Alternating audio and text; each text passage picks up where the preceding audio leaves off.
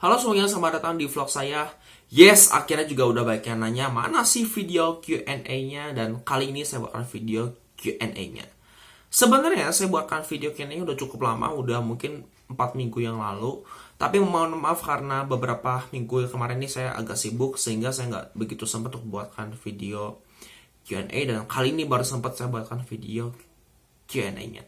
Sekaligus video Q&A ini saya buat sebagai ucapan terima kasih juga karena channel YouTube saya itu sudah tembus 20.000 subscribers. Dan mohon maaf juga apabila kalau giveaway-nya belum sempat saya lakukan di 20.000 subscriber ini karena pandemi COVID-19 ini, sehingga saya juga agak bingung kalau misalkan mau bikin giveaway-nya seperti apa. Jadi saya jeda dulu. Oke, sebelum saya mulai video Q&A ini, banyak yang nanya apakah stok unitnya tuh masih ada. Jawabannya masih ada, tapi nggak begitu banyak. Tapi mungkin kalau saya hitung-hitung, saya udah asumsikan, saya udah count, itu kemungkinan stok saya habis di bulan Juni. Itu kemungkinan, karena masih ada juga beberapa video perbandingan segala macam, tugas saya belum sempat upload karena ini banyak kerjaan juga. Jadi ya mohon maaf juga agak sedikit telat. Oke deh, tanpa berlama-lama, sekarang saya akan menjawab beberapa pertanyaan yang teman-teman sudah tanyakan via email, direct message Instagram, serta kolom komentar yang saya tuliskan untuk video Q&A. Sekarang kita langsung mulai dari pertanyaan yang teman-teman sudah tanyakan di email saya. Oke, pertanyaan pertama dari The Everything. Emailnya adalah muhammadinsanzaki@gmail.com. Ini bertanya kepada saya, dan ini pertanyaan cukup bagus. Apa suka duka review mobil? Oke, ini pertanyaan yang paling bagus, dan saya akan jawab beberapa poin penting. Kalau sebagai review mobil, itu jelas banget kita punya suka dan duka, alias plus minusnya gitu. Tapi saya akan mulai dari plusnya dulu, karena plusnya ini banyak banget sih. Positive thinking sebagai YouTuber. Pertama adalah, sukanya adalah saya bisa mendapatkan unit yang di request oleh viewer. Itu sangat jelas. Kenapa? Kalau misalkan saya lagi ke dealer atau mungkin ke showroom mobil bekas atau mobil baru, atau mungkin minjem unit teman untuk di syuting, itu feelingnya bangga. Kenapa bangga? Yang pertama adalah gue tuh punya relasi sama teman. Itu yang paling pertama, poin pentingnya adalah relasi sama teman. Kemudian yang kedua adalah, selain relasi dari teman, gue tuh punya kerjasama. Jadi punya teamwork, sehingga kalau misalkan saya perlu sesuatu atau perlu gue syuting apanya, itu gampang, saya tinggal kontak sama mereka aja gitu. Jadi nggak perlu susah-susah lagi untuk nyari orang gitu buat bikin izin. Itu lebih gampang gitu. Selain itu, yang kedua adalah, selain dapat unit kendaraan, itu adalah hubungan kerjasama, alias teamwork. Well, itu juga ada sedikit kaitan sama nomor satu, yaitu kalau misalkan saya syuting ke dealer, itu memang kita nggak bisa seenak jidat langsung datang minta syuting aja gitu, kita upload langsung, itu nggak bisa. Kita nggak bisa seenak jidat kita. Jadi awal mulanya kalau mau jadi reviewer, biasanya kita harus janjian dulu. Oh yes, kita harus janjian dulu by appointment. Appointment tuh bisa ke beberapa pihak dealer, contohnya salesman, supervisor, kepala cabang, atau mungkin orang-orang TPM saya juga bisa. Jadi itu tergantung juga ya. Jadi nggak bisa semuanya saya kontak, saya datangi ke situ tuh nggak bisa. Jadi mungkin salah satu aja gitu perwakilan, supaya gampang juga saya kontak sama beliau. Kurang lebih seperti itu. Jadi selain hubungan dari teamwork sama dealer, bukan cuma itu aja, saya juga pasti punya hubungan sama teman-teman media.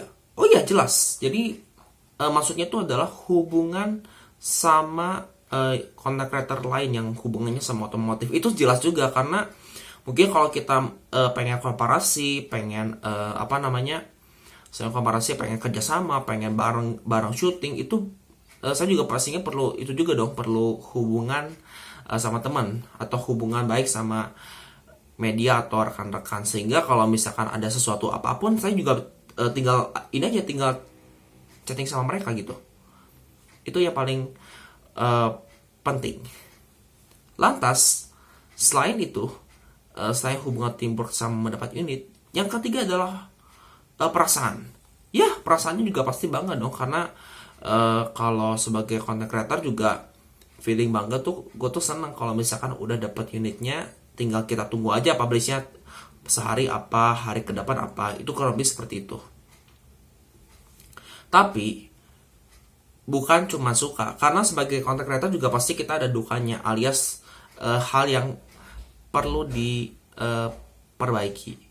Nah, hal yang perlu diperbaiki itu sebenarnya alias dukanya tuh banyak ya. Yang pertama itu pasti dari kolom komentar, itu yang paling utama banget.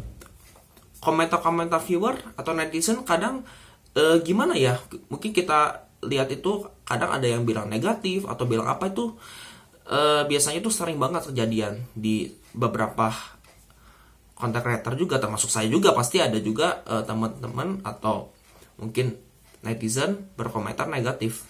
Nah, tapi tindakan saya seperti itu, kalau ada kejadian kayak gitu, biasanya saya biarkan saja gitu, nggak usah dibalas, karena apa ya, saya sebagai content creator itu harus melakukan hal yang positif. Jangan kita negative thinking. Itu yang poin paling penting. Nggak boleh melakukan hal yang negatif. Karena kalau misalkan kita melakukan hal negatif, itu pasti resikonya besar banget. Bahkan mungkin kita nggak dipercaya lagi gitu sama orang-orang. Sehingga ya be positif. Jangan be negative thinking. Itu yang paling utama. Dan banyak yang nanya juga kalau misalkan kolom komentarnya tuh ada yang nulis masalah pemesanan, mungkin pemesanan unit dari sales lain yang masuk ke channel review saya. Kayak misalkan ada satu produk mobil baru yang saya syuting di dealer saya anggap aja A, tapi ada sales lain bukan dari dealer itu nyantumin kontak dia. Nah, biasanya apa yang saya lakukan? Saya tuh nggak bisa ngeprediksi ya, karena kadang Google tuh bilang otomatis dia tuh spam, karena istilah tuh mungkin mereka nggak begitu paham bahwa ini unitnya tuh punya dia gitu. Jadi ya saya biarkan juga, karena saya juga mau bilang apa juga gitu, saya cukup bingung gitu, sehingga sehingga saya ya nggak bisa bilang apa lagi. Ya udah, biarkan aja, biar Google yang ngurusin, bukan saya yang ngurusin, karena itu ribet juga. Lantas bukan cuman komentar-komentar yang negatif itu sama kontak sales. Yang kejadian juga itu adalah kadang saya tuh dikritik ngomongnya kecepatan, ngos-ngosan atau apalah gitu. Itu juga pernah kejadian.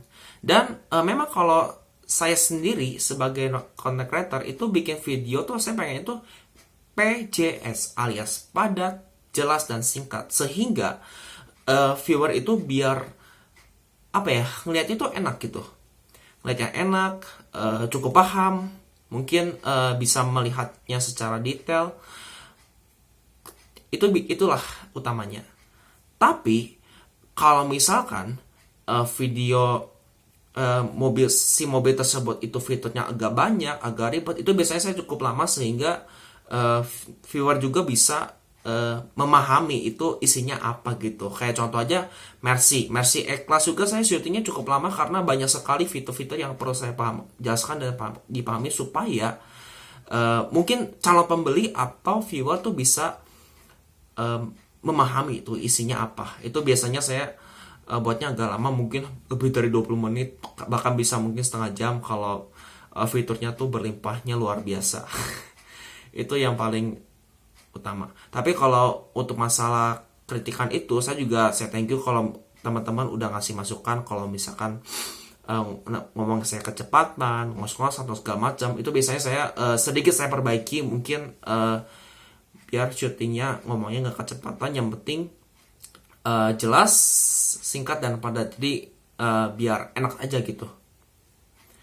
Lantas yang kedua adalah dukanya itu adalah tidak semua showroom bisa mengizinkan untuk review. Itu benar. Kenapa? Karena saya juga pernah mengalami juga, mungkin teman-teman juga beberapa content creator juga mengalami seperti saya. Kalau kita mau ke showroom, mau syuting unit, itu memang kita nggak bisa seenak jidat datang ke showroom, syuting langsung pulang, itu nggak bisa. Kita harus memiliki izin. Izinnya bisa dari siapa aja? Bisa banyak. Toh mungkin dari salesman, supervisor, kepala cabang, atau mungkin pemilik dealernya. Itu tergantung sih. Jadi nggak bisa saya jelaskan secara detail. Jadi kalau ingin ke dealer, intinya kita harus janjian dulu sama sales, atau mungkin bisa langsung datang ke dealernya, kita ngobrol-ngobrol, itu bisa banget. Jadi intinya jangan melakukan syuting seenak jidat, karena pernah juga kejadian saya syuting di, nggak tahu lah, saya juga lupa, di pameran pernah syuting tapi kena tegur karena ya nggak ada izinnya juga gitu. Jadi ya saya juga nggak pikir panjang, ya udah deh saya mending kontak-kontak dulu sama orangnya supaya enak juga gitu kalau kita misalkan pengen shooting unit. Nah, lantas ada juga yang bertanya, kalau misalkan saya ke dealer ternyata nggak diizinin untuk syuting karena harus ada izin dari orang pusat atau mungkin orang ATPM mah istilahnya, apakah pernah kejadian? Jawabannya pernah juga. Nah, saya juga pernah melakukannya seperti itu. Pas lagi saya datang ke dealer, saya coba tanya-tanya sama orang di sana, itu kita harus bikin surat permohonan dari pusat. Oke lah, saya kebetulan saya juga untung aja, saya punya kenalan juga sama orang ATPM, sehingga saya juga bisa diberikan akses untuk syuting di sana, di dealer tersebut. Dealernya apa saya nggak akan kasih tahu, istilahnya A aja gitulah. Saya gak iseng aja, dealernya A. Jadi si orang ATPM itu memberikan unit yang dia minta untuk saya syuting. Dia kontak ke orang dealer di sana untuk syuting. Jadi orangnya di dealer tersebut kontak ke saya, ya udah kita langsung aja gitu jalan ke dealer, kita syuting di sana. Tapi juga pasti ada prasyarat juga supaya syutingnya tuh enak, aman dan nyaman. Kurang lebih seperti itu. Lantas satu lagi adalah masalahnya adalah nyari unit yang susah, yang langka. Itu memang agak ribet juga karena nggak semua dealer atau showroom mobil bekas mungkin punya gitu unitnya. Karena kita tahu juga mungkin beberapa mobil yang jarang dilihat itu agak susah untuk dicari. Jadi kadang saya juga bingung, ini mau nyari kemana, sehingga ya saya nggak pikir panjang. Biasanya saya mintanya pinjam unit teman, atau enggak teman itu minta saya untuk syuting. Itu yang paling mendetailnya. Sekarang kita langsung ke pertanyaan kedua dari teman-teman yang sudah mengirim via email.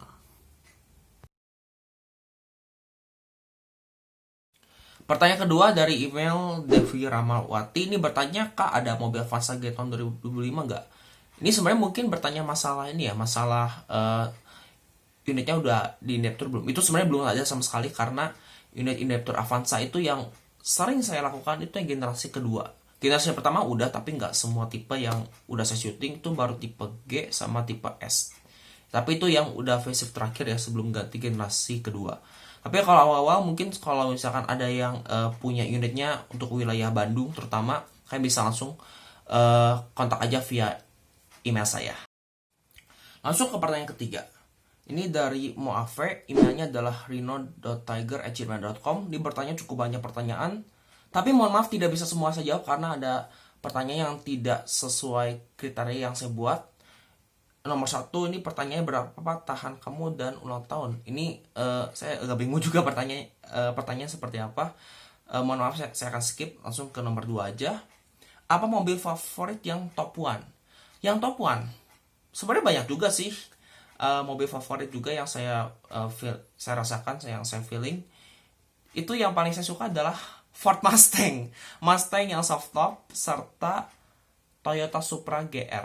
Tapi GR yang mau yang versi importemu dan ATPM itu saya suka banget, Karena meskipun dia sekilas mirip kayak BMW Z4, tapi itu terinspirasi banget dari Supra zaman awal. Itu jadi kayak kerasanya tuh reborn lagi gitu di Supra. Kemudian yang ketiga, dia bertanya, kapan mulai menjadi YouTuber seperti ini? Oke, pertama video yang saya lakukan, jadi saya mulai berkarya seperti ini tuh sejak 2018. Itu sekitar bulan Februari kalau nggak salah, saya juga lupa. Mungkin publishnya agak lama ya, karena awal publish itu saya sekitar bulan Maret atau April, saya udah agak lupa juga sih. Tapi tepatnya mulainya tuh dari tahun 2018. Kemudian yang keempat, yang dia bertanya mobil apa yang saya miliki. Kemudian yang kelima, pernah ke UK country? Itu jawabannya belum pernah sama sekali, karena saya memang belum pernah ke Eropa, karena memang budgetnya terbatas banget, jadi nggak bisa ke Eropa juga. Malah saya seringnya cuman ke daerah Asia Tenggara aja. Sekarang kita akan langsung ke sesi kedua, pertanyaan yang dari kolom komentar Q&A. Lantas sekarang kita langsung ke pertanyaan yang teman-teman pertanyakan di kolom komentar. Ada 3 pertanyaan. Ini pertanyaan pertama dari Welly Susanto. Dia bertanya, Expander, XL7 atau BRV? Pilih mana Om untuk pemakaian pribadi? Oke, kalau menurut saya pribadi, memang sebenarnya Expander itu temanya kayak seolah-olah crossover yang mengawinkan antara MPV dan SUV. Tapi sebenarnya dia agak kurang tepat sih. Lebih tepatnya tuh ke Expander Cross, karena Expander Cross itu sekelas dengan XL7 dan BRV. Tapi kalau menurut saya pribadi, mobil harian yang paling nyaman itu adalah Expander. Oh iya, jelas banget Expander, karena kenyamanannya luar biasa, akomodasinya juga maksimal, konsumsi bahan bakar juga termasuk efisien. Itu yang menurut saya paling direkomendasi untuk pemakaian pribadi. Karena Expander itu nyaman banget, dia ground clearance juga cukup tinggi, 205 mm untuk Expander biasa, dan Expander Cross itu lebih tinggi lagi, 225 mm. Tapi itu cukup lah untuk sehari-hari. Tapi masalahnya adalah Expander itu apa ya, ada beberapa yang sedikit agak mengganggu sih. Yang pertama itu perawatannya saya belum begitu paham ya, apakah dia perawatannya mahal atau enggak, saya juga belum begitu paham. Tapi sebenarnya kalau saran saya memang lebih prefer ke Expander aja untuk pemakaian pribadi. Tapi untuk XL7 dan BRV juga nggak salah juga Anda milih XL7 atau BRV. Tapi kalau berdasarkan urutan yang saya pendapat saya itu adalah pertama Expander, itu yang paling pertama, yang paling saya rekomendasi. Kedua adalah XL7. Oke lah, XL7 dia harganya memang sedikit lebih murah dibandingkan Expander, tapi kenyamanannya sekilas mirip sama Expander, tapi bukan yang ternyaman di kelas low SUV, tapi tetap Expander adalah kenyamanannya nomor 1. Tapi sedangkan untuk BRV itu sebenarnya agak gimana ya. Jadi saya tidak begitu rekomendasi apabila maksudnya nggak begitu rekomendasi pilih BRV, karena secara detail itu dia bukan bukan yang terbaik di kelasnya, karena fiturnya masih sekilas masih mirip seperti pre-facelift. Jadi kalau saran saya untuk pemakaian pribadi, saya tetap memilih Expander. Pertanyaan kedua dari Muhammad Jauhari. Ini bertanya adalah, Kia Rio menurut Akang William worth it nggak sih dengan harga segitu dengan fitur yang didapatkan? Oke, itu menurut saya harganya termasuk cukup worth it, tapi nggak worth it banget. Harga Kia Rio sekarang OTR Bandungnya adalah 294 juta, itu yang transmisi otomatis. Untuk manual saya agak lupa, mungkin sedikit lebih murah, 10 jutaan kurang lebih. Dan menurut saya itu cukup worth it, karena fitur yang paling nggak ada yang tidak dimiliki oleh rivalnya adalah sunroof. kemudian head unit yang sudah support Apple CarPlay dan Android Auto, serta headlamp LED yang proyektor sudah DRL. Tapi sebenarnya itu udah lebih dari cukup menurut saya untuk Kia Rio. Pertanyaan ketiga dari channel Tanjung Pranata, ini sebenarnya request tapi oke deh. Bang William, jangan lupa review Toyota Agya G-Matic 2020 ya, Toyota yang terbaru. Oke, itu memang belum ada video in depth-nya karena ini syutingnya saat lagi PSBB, sehingga memang dealer saya nggak bisa visit kemana-mana. Jadi saya akan tampung dulu videonya. Tapi kalau ingin lihat video review Agya tipe TRDS, kalian bisa cek linknya di atas ini. Dan yang 1,2G dan 1000cc itu belum ada sama sekali videonya karena memang stoknya juga belum pada datang, dan produksinya itu sementara berhenti. Jadi nggak berhenti secara langsung ya, jadi cuma berhenti sementara, mungkin beroperasi lagi nggak tahu kapan lah. Tapi moga-moga pandemi COVID-19 ini segera cepat pulih. Oke, kita akan langsung mulai pertanyaan yang teman-teman sudah kirim via DM Instagram. Langsung kita ke pertanyaan pertama. Pertanyaan pertama dari akun Instagram Pren_car. Ini bertanya kepada saya, Bang William, kenapa sih suka sekali dengan mobil? Oke, ini sebenarnya mulai suka mobil itu saya udah lama banget. Sejak kecil saya juga udah suka sama nama itu mobil. Nggak tahu, saya mungkin dari zaman TK saya udah suka banget sama mobil. Mungkin sampai di utak-atik segala macam itu awal-awal saya udah suka mobil. Jadi singkat cerita aja, mungkin saya dulu tuh sukanya tuh gambar mobil, gambar apa segala macam. Saya juga sampai teringat momen-momen itu, dan bahkan sampai terbawa-bawa sampai sekarang banget. Sampai sekarang aja saya udah masih hobinya sama mobil. Walaupun jurusan kuliah saya tuh nggak ke otomotif, malahnya ke masalah teknologi alias IF gitu, IT. Jadi awal-awal saya masih kecil tuh jadi suka banget sama mobil. Bahkan sampai sekarang pun saya sampai ke bawah-bawah sama mobil. Toh aja saya mungkin 2015-2016 udah kenal sama otomotif lebih detail lagi. Bahkan saya sampai teringat beberapa reviewer terkenal yang sampai sekarang kita ketahui seperti Om Fitra, Om Mobi, Bang Ridwan Hanif. Saya juga sampai kenal dan sampai mengetahuinya sampai sekarang. Bahkan mungkin moga-moga aja saya bisa kolaborasi bareng mereka bertiga, bareng Om Fitra, Om Mobi, dan Ridwan Hanif. Jadi semenjak itu juga, mungkin di 2016 akhir juga saya kenal sama B-Channel. B-Channel juga mungkin taulah saya juga hafal beliau indepter mobil-mobil. Dan semenjak 2018 awal-awal saya jadi reviewer, ya saya juga jadi kenal Om B-Channel juga sih. Sampai sekarang pun saya masih memiliki hubungan dengan beliau. Langsung kita ke pertanyaan kedua. Sekarang kita ke pertanyaan kedua, dan ini pertanyaan cukup detail.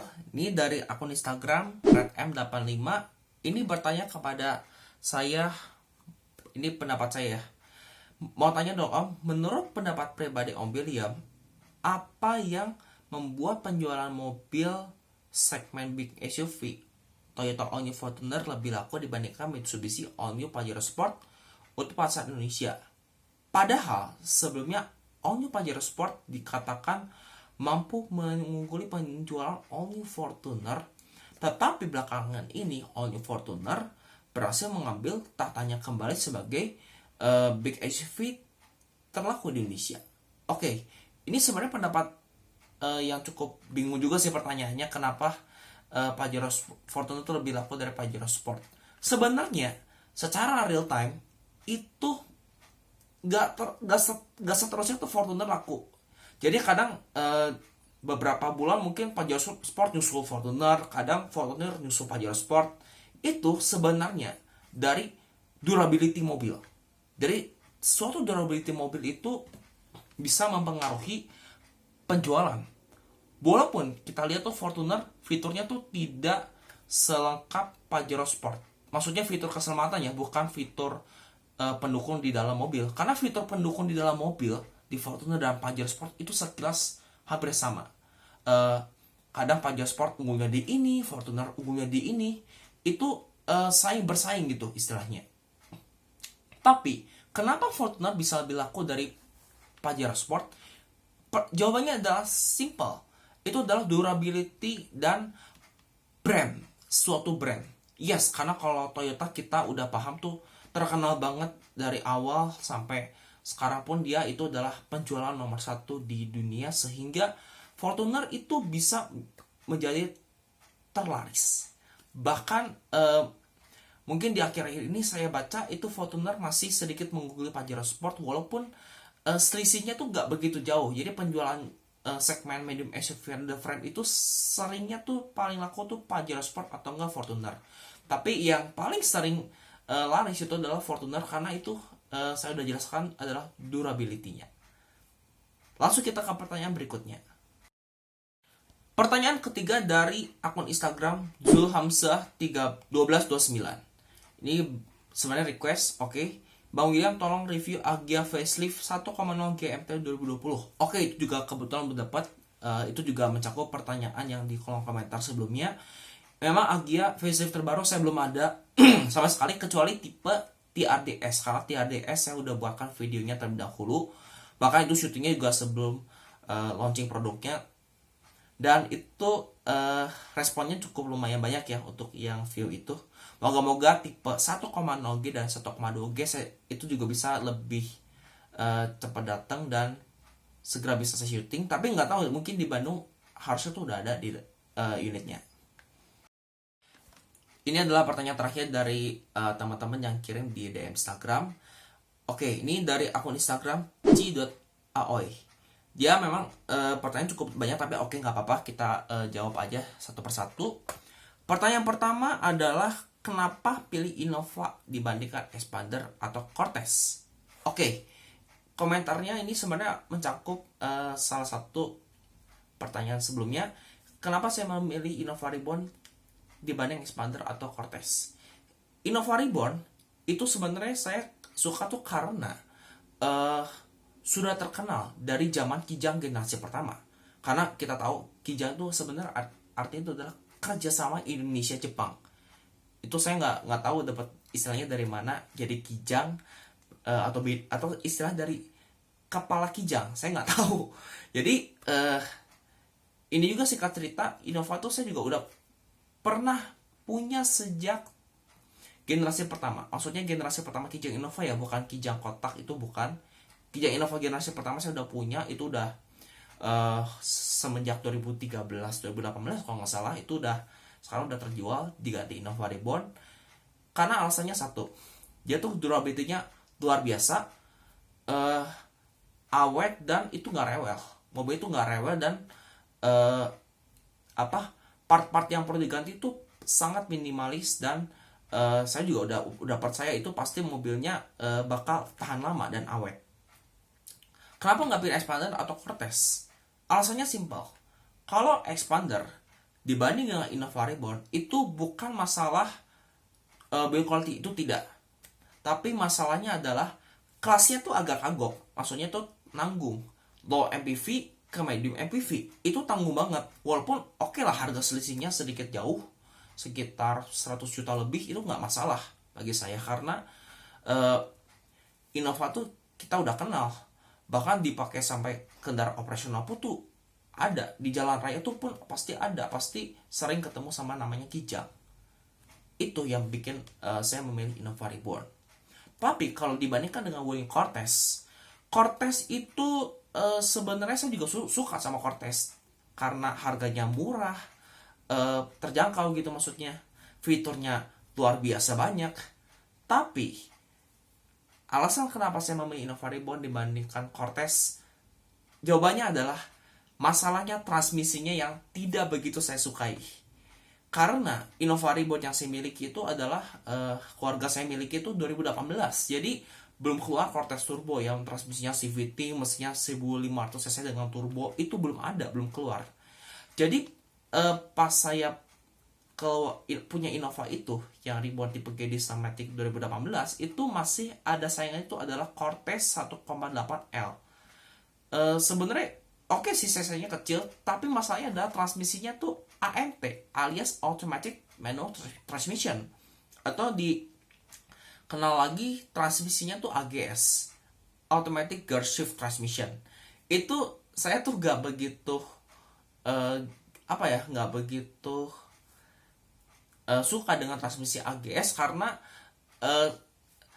istilahnya tuh dia tuh transmisi manual yang dikasih kopling elektrik. Jadi perpindahannya ya gimana gitu. Jadi saya masih lebih prefer Innova Reborn karena transmisinya dia tuh masih otomatis konvensional, dia belum memakai CVT. Jadi untuk masalah mobil saya tetap memilih Innova Reborn, walaupun dia saya ngambilnya tipe basic. Yang penting mesin dan transmisi itu sama persis sama tipe-tipe yang di atasnya. Lanjut ke pertanyaan kedua. Pertanyaannya adalah, lebih pilih mesin boxer, inline atau V-series? Sebenarnya kalau saya sendiri masih lebih prefer mesin V-series, karena V-series tuh kita udah kenal banget. V-series tuh seperti V6, V8, V12 itu kita udah kenal banget. Dan perawatannya memang sedikit lebih murah dibandingkan mesin boxer atau inline, karena inline tuh sama boxer tuh mungkin perawatannya cukup tinggi. Kalau boxer saya kenal mesinnya tuh dari Subaru PAZ sama Toyota 86, karena mereka satu basis, itu yang saya hafal. Kalau mesin inline tuh mesin yang saya hafal tuh mesin mobil jadul ya, Mercy jadul, BMW jadul tuh mungkin saya hafal juga tuh mesin inline. Tapi perawatannya agak gimana gitu ya. Jadi mesin saya tetap memilih yang V-series, karena tuh dia tuh banyak ada V6, V8, perawatannya lebih murah dan lebih mudah. Pertanyaan ketiga, brand mobil paling favorit? Yang paling favorit sebenarnya banyak, tapi yang paling detail adalah Toyota, BMW, Mercedes-Benz, Mitsubishi, Mazda. Itu top 5 yang saya suka. Pertama Toyota, kedua BMW, ketiga Mercedes-Benz, keempat Mazda, dan yang kelima adalah Mitsubishi. Pertanyaan keempat, dream car, mobil impian. Sebenarnya ada hubungan juga sama pertanyaan yang sebelumnya. Mobil yang paling saya impikan tuh sebenarnya banyak. Yang pertama itu adalah mobil hybrid seperti Prius, PHP, HEV. Itu juga saya benar-benar kagum sama Prius, apalagi sama mobil-mobil sport car seperti Toyota Supra yang GR yang maksudnya yang generasi sekarang, sama Ford Mustang yang atapnya tuh yang soft top. Itu saya udah pernah lihat di jalan, tapi itu unitnya langka banget karena jarang banget terlihat di Ford Mustang yang atapnya tuh soft top. Pertanyaan terakhir dari Jawa ini adalah, lebih suka pilih hybrid car, plug-in hybrid, atau full electric? Kalau saya sendiri jawabannya adalah hybrid biasa. Mengapa demikian? Yang pertama adalah, yang jelas pajaknya lebih murah, kemudian harganya sedikit lebih terjangkau, kemudian perawatan kelistrikannya itu nggak banyak. Karena kalau kita kenal itu mobil PHEV atau full electric itu mungkin masalah biaya perawatannya sedikit agak tinggi. Apalagi kalau saya punya electric vehicle, itu agak sedikit sulit apabila kita mau cari tempat pengisian dayanya. Karena tempat pengisian listrik itu agak minim, agak langka, agak susah juga. Apalagi kalau saya bawa mobil itu ke pedesaan, kayak misalkan ke daerah luar Jawa yang jalannya menikung gitu, itu memang agak susah untuk cari stasiun pengisian listrik. Jadi secara detail saya masih lebih suka hybrid vehicle biasa, karena hybrid vehicle itu memang dia ada perpaduan mesin sama motor listrik. Tapi itu menurut saya wajar, karena kalau misalkan baterainya habis, dia masih bisa ketolong sama mesin bensin, karena mesin bensin itu masih banyak banget di jalanan untuk mengisi bahan bakar. Kalau plug-in hybrid sebenarnya masih mirip kayak hybrid electric vehicle biasa, tapi yang bikin masalah adalah plug-in hybrid juga dia ada buat supply untuk menge-charge. Itu juga memang kalau misalkan kita suatu waktu membutuhkan juga agak susah untuk mencari apa stasiun pengisian listrik umum itu agak sedikit sulit, apalagi di kota-kota kecil atau di daerah kabupaten. Itu memang gak susah juga untuk mencari stasiun pengisian listrik. Jadi untuk hybrid PHP atau full electric saya masih lebih prefer hybrid. Walaupun kalau secara mata kepala saya sendiri, full electric sama PHV dia memang lebih efisien terhadap pembelian bahan bakar. Oke, jadi mungkin itu ya vlog Q&A-nya, dan sekali lagi saya ucapkan terima kasih sebanyak-banyaknya teman-teman sudah mendukung saya hingga tembus 20.000 subscriber, dan saya juga mohon maaf apabila saya masih ada beberapa kelemahan dari segi pembuatan video atau dari perkataan dan lain sebagainya, karena tentunya kita juga masih belajar juga dari kesalahan yang kita lakukan, supaya kesalahan tersebut tidak kita ulangi lagi, dan itu juga bisa menjadi pelajaran untuk kita semua. Jadi mungkin itu aja vlog kali ini. Terima kasih telah menonton. Jangan lupa klik like, tulis kolom komentar juga di bawah, dan jangan lupa follow Instagram saya di sini. Dan terima kasih telah menonton video ini. Sampai jumpa di vlog saya berikutnya. Bye bye.